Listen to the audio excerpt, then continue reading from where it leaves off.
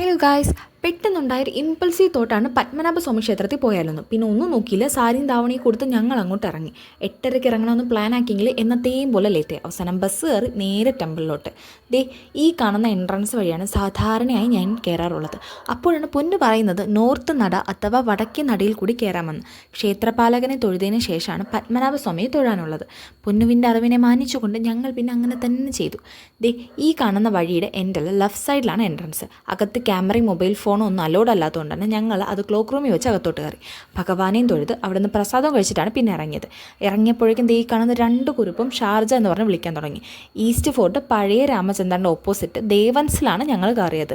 നട്ടുച്ചയും ഒടുക്കത്തെ ചൂടുമായതുകൊണ്ട് ഞങ്ങൾ ഒരു ജം ഷേക്കും ഓറിയോ ഷേക്കും ഷാർജ എല്ലാം കൂടി അങ്ങോട്ട് അകത്താക്കി.